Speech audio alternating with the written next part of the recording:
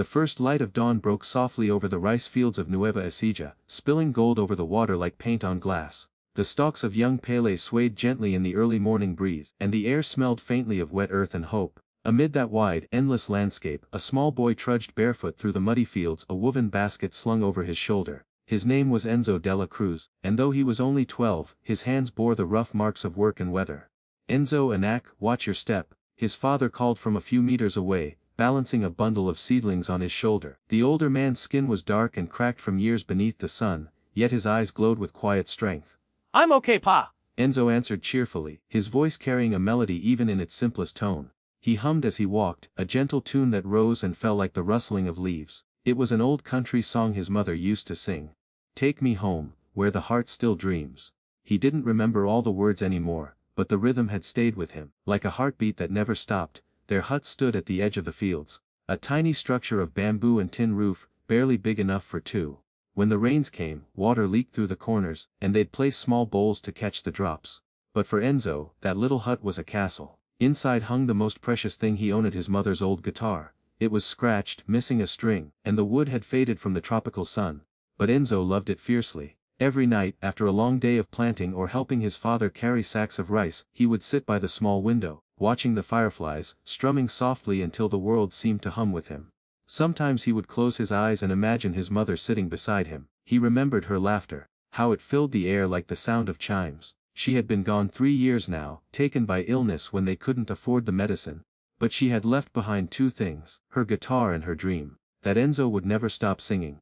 That morning after finishing the planting, Enzo and his father sat under the shade of a mango tree. His father handed him a piece of pandesal and a thermos of lukewarm coffee mixed with condensed milk. Enzo bit into the bread and smiled. "Pa, if Mama was here, she'd tell you not to work so hard," he said quietly. His father chuckled, though his voice trembled just a little. "Your mama always said that, but she also said you sing better when you've seen the world. Maybe one day you will." Enzo tilted his head. "Do you think people would listen to me sing?" "Pa," his father looked at him then, really looked. "Anak," he said softly, "people will always listen to a song that comes from the heart. You don't need a fancy stage, you just need truth." That evening, after the sun had dipped low and the crickets began their nightly choir, Enzo sat by the window again, the guitar across his lap. He strummed gently, his fingers finding their way even on the broken strings. The music that came out was uneven, raw, but it was filled with something pure. He began to hum a tune of his own, words forming almost without thinking. "Mama, I still sing the songs you taught me, under the same sky where you used to pray. If you can hear me, hum along softly, 'cause your little boy's still finding his way." The melody floated out into the night air, carrying over the rice fields, over the sleeping huts, over the dark quiet of the province. A few houses away, their neighbor Alincora was watering her small garden when she heard the sound. She smiled. "That boy," she murmured, "he sings like he's talking to heaven." She took out her old cell phone and began to record. The video was grainy and the sound a little fuzzy, but the emotion was unmistakable. A barefoot boy, in a dimly lit hut, pouring his heart into a broken guitar. The kind of image that could melt even the hardest soul. When she uploaded it to Facebook that night, she didn't think much of it. She just wrote, "This is our neighbor Enzo. His mama used to sing, now he's singing for her." The next morning, Enzo woke up to the sound of his father calling his name with surprise in his voice. "Enzo, come here." He ran outside, still rubbing sleep from his eyes. His father was holding Alincora's phone, scrolling through her Facebook feed. His video, had thousands of views. Comments from strangers filled the screen. "This made me cry. Such a pure voice. "Someone get this boy on a stage! He's singing from his soul." Enzo blinked in disbelief. "Pa, is this real?" His father grinned and placed a hand on his shoulder. "Maybe this is what your mama meant, Anak. Maybe this is how the world will hear you." 2 days later, a message appeared under the video from Manila's Got Talent production. "We saw Enzo's performance online. We'd love to invite him to audition for our 2025 season. Please contact us as soon as possible." Enzo read it 3 times, his heart pounding faster each time. "Pa, Manila's Got Talent," he whispered, almost afraid to say it aloud. His father's eyes filled with tears. "You're going to the city, Enzo." The boy looked down at the guitar in his hands, the same guitar that once lulled him to sleep, that once carried his mother's voice. Now, it would carry his own. That night, as the stars shimmered over the fields, Enzo played again. Not for the small village that had always loved him, but for something bigger. He didn't know what the future held, but for the first time in his life, he believed that his mother's dream was still alive inside him. As he finished the last chord, a single firefly landed on the guitar's neck, glowing softly in the darkness. Enzo smiled. It felt like a sign, that even from heaven, someone was still listening, and somewhere carried by the wind across the rice fields, his song began to travel, quietly, gently, toward the destiny waiting for him in Manila. The morning Enzo and his father left for Manila, the whole village seemed to stir awake before sunrise. Neighbors came with small gifts, some rice cakes wrapped in banana leaves, others with a few pesos folded neatly in their palms. It wasn't much, but every gesture felt like love made visible. Enzo stood beside the bus, clutching his mother's guitar in one hand and his father's calloused hand in the other. His heart beat fast, part excitement, part fear. "Make us proud, Enzo," said Aling Cora, smiling through teary eyes. "And don't forget to smile when the camera finds you." Enzo nodded shyly. "I'll do my best, Po." His father, Mang Rodel, bowed his head in gratitude. "Thank you everyone, you've all been family to us." As the bus engine roared to life, the villagers waved, their voices echoing across the quiet morning. The dirt road wound through miles of farmland, and soon the vast green of Nueva Ecija turned into the gray concrete of highways and billboards. Enzo pressed his face to the window, eyes wide. He'd never seen buildings so tall or cars moving so fast. Manila was louder, brighter, and busier than anything he could have imagined. "Pay," he whispered, "look at all the lights. It's like the stars came down." His father chuckled softly. "Maybe they did, Anak. Maybe they came down to guide you." They arrived at the bus terminal by noon, the air thick with the smell of smoke and street food. Vendors called out, "Balut! Fishball! Soft drinks!" as horns blared and people hurried past. Enzo clung to his father's arm, trying not to lose him in the crowd. After a long jeepney ride and a few wrong turns, they finally arrived at the Manila's Got Talent audition venue. A gleaming building with glass walls and banners fluttering in the breeze. Outside, hundreds of contestants waited, some with instruments, others in elaborate costumes. Enzo had never seen anything like it. There was a boy wearing shiny cowboy boots, a girl with a violin case covered in stickers, and even a man juggling flaming torches. Enzo looked down at his bare feet and the old guitar strapped across his back. Suddenly his heart sank. "Pay," he whispered, his voice trembling, "I don't belong here." Mang Rodel knelt beside him, placing both hands on his shoulders. "Enzo," he said gently, "do you know what makes a farmer's seed grow?" Enzo blinked confused. "Water." His father smiled. "Faith, you plant it not because you see the harvest, but because you believe it will come. Your music is like that. Don't look at the others, just sing your truth. Let it grow." Enzo nodded slowly. The words settled deep inside him like roots. Hours passed as contestants were called in one by one. From behind the heavy studio doors, Enzo could hear faint snippets of applause, laughter, even rejection. His stomach churned with nerves. While waiting, he sat quietly on the floor, plucking soft chords on his guitar. A young girl beside him, maybe 16, smiled. "You play really nice," she said. "What are you singing?" "It's a song I wrote," Enzo said shyly. "For my mama." The girl's expression softened. "That's beautiful." "I'm the stage manager," finally called his name. Contestant 218, Enzo Dela Cruz. His breath caught. His father squeezed his hand one last time. "Go, Anak," Mang Rodel whispered. "Sing for her." As Enzo walked toward the stage doors, everything seemed to blur, the crowd, the noise, even the bright banners. All he could hear was his heartbeat, thumping in rhythm with the steps of his bare feet. The staff member clipped a mic to his shirt and smiled reassuringly. "You okay, kid?" Enzo swallowed hard. "Just a little scared." "Don't be," the man said kindly. "The best singers always are." The heavy doors opened, and light flooded in. The vast stage stretched before him. 1,000 seats, 4 judges seated at the front, and cameras trained on his every move. Enzo froze for a moment. The space was so big it made him feel invisible. The host greeted him warmly. "Hi there! What's your name?" "Enzo Dela Cruz," he said, his accent thick, his voice barely above a whisper. "And how old are you?" Oh, one of the judges said, smiling. "And what will you be singing for us today?" Enzo's fingers tightened around the neck of his guitar. "I'll sing a song I wrote for my mama. It's called Mama's Road Home." There was a brief pause. One judge, an American country artist guesting on the show, leaned forward. "Did you say a country song?" Enzo nodded. "Yes, Po." The audience chuckled softly, not mockingly but in surprise. It was rare to hear a young Filipino boy sing country music. The host gave him a thumbs up. "All right, Enzo. Whenever you're ready." He took a deep breath, closed his eyes, and began to strum. The first notes echoed through the hall, soft, simple, but steady. The sound of the guitar seemed to carry something old and soulful, something beyond the boy's years. His voice followed, trembling at first, then growing clearer with each word. "Mama, I'm walking this long dusty road, carrying the songs you left in my soul." The judges leaned in. The audience fell still. It wasn't a powerful voice or a polished one. But it was real. Every word felt lived in, every line carried love. By the second verse, Enzo's eyes were wet, but he didn't stop. He sang about lost faith and the dream of meeting again someday. His father watched from backstage, tears streaking down his cheeks. When the final chord faded, the silence that followed was deafening. Then, slowly, the room erupted, applause, cheers, even sobs. One of the judges stood, clapping with both hands.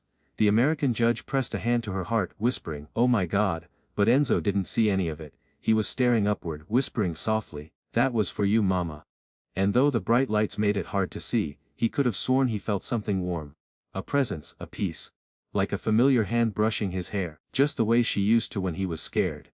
When he finally looked down, the judges were still standing. One leaned toward the mic and said, "Enzo, your voice may be small, but your heart just filled this whole theater."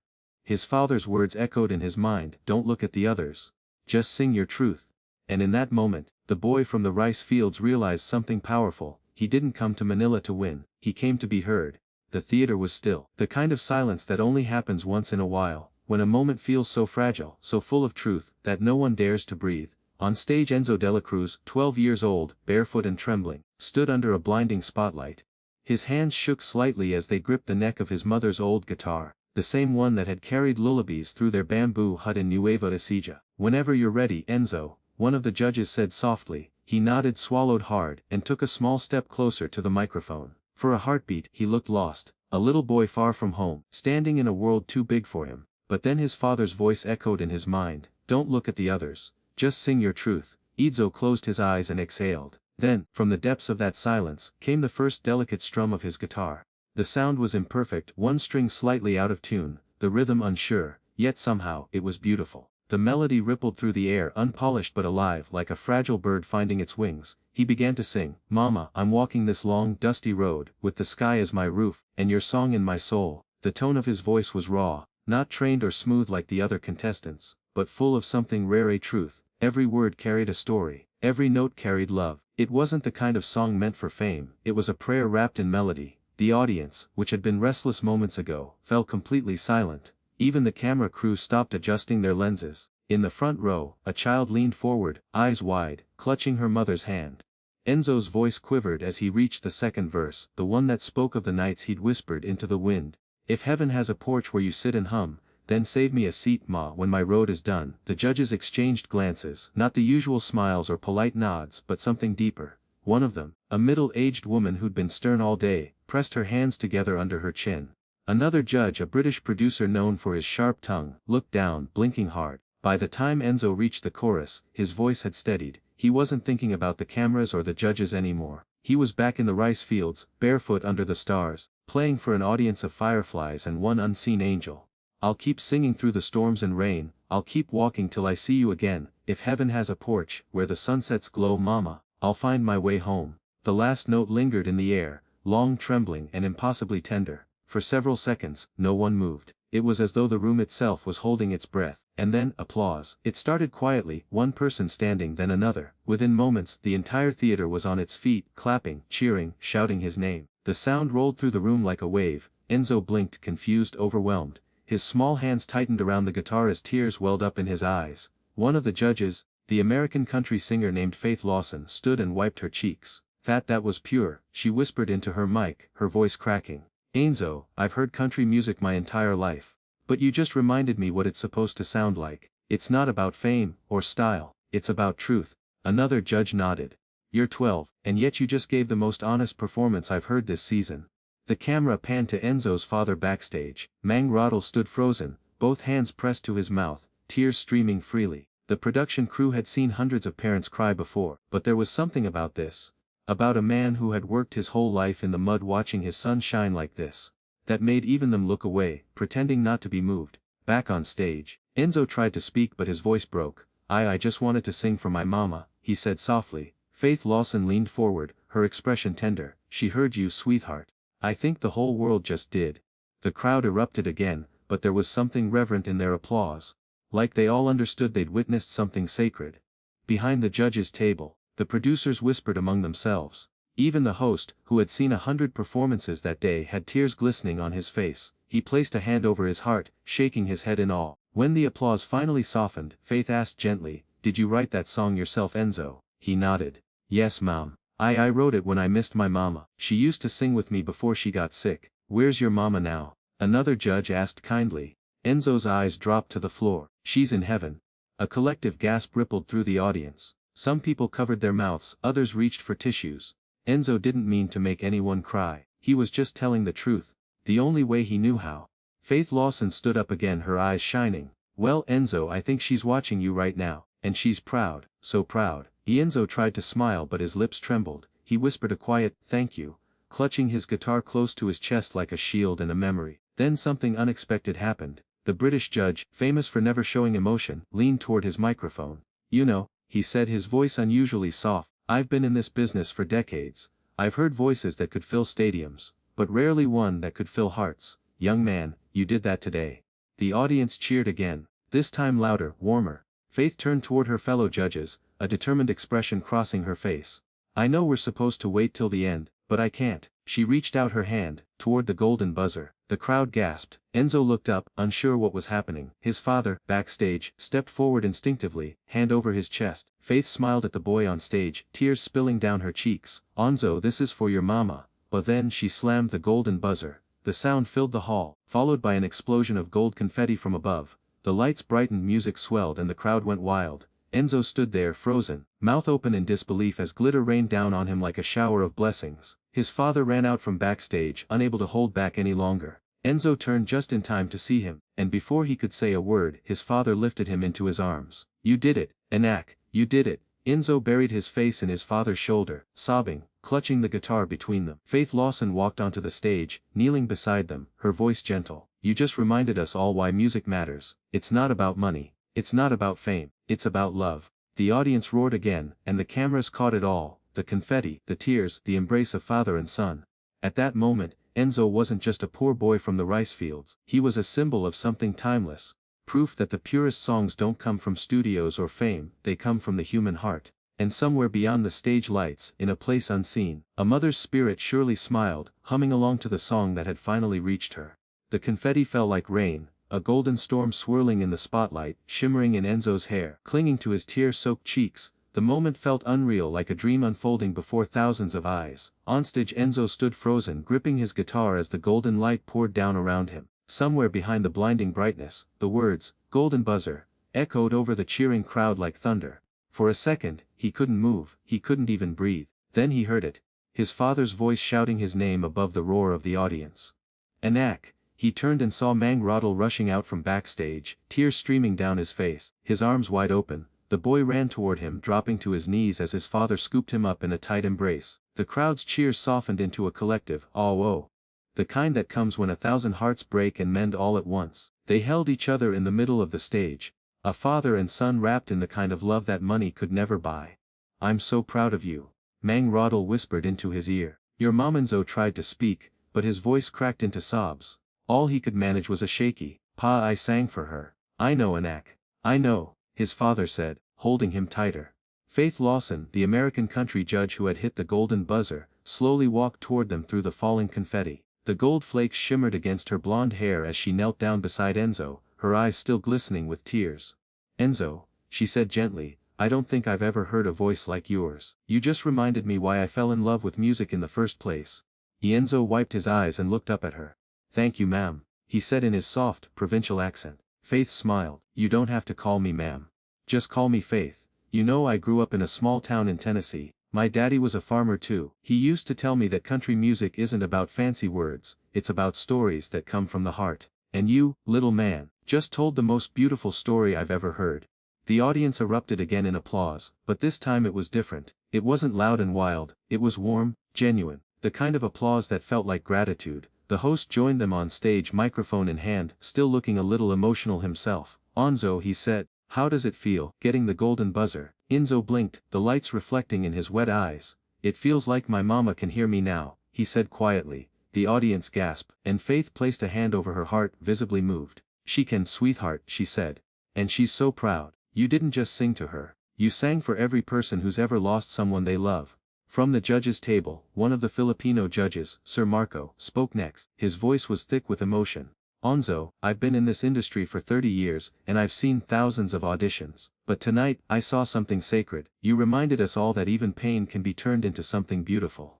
Another judge nodded, adding, "When you walked on stage, you looked like a shy little boy. But when you sang, You became a messenger, a bridge between heaven and earth. The crowd began chanting softly, Enzo, Enzo! Backstage, members of the production crew wiped their eyes. Even the camera operators, who had learned to keep emotion in check during countless auditions, couldn't help but sniffle. There was something universal in that moment. A poor boy from the rice fields, singing not for fame, not for wealth but for love. Faith stood again and took Enzo's hand, raising it high. Everyone, she said into her mic, remember this name, Enzo de la Cruz. Because tonight, this little boy from the Philippines just taught the whole world what music really means. The crowd roared in approval. The stage lights turned golden again, and a soft instrumental version of Enzo's song began playing through the speakers. Faith looked down at him, smiling.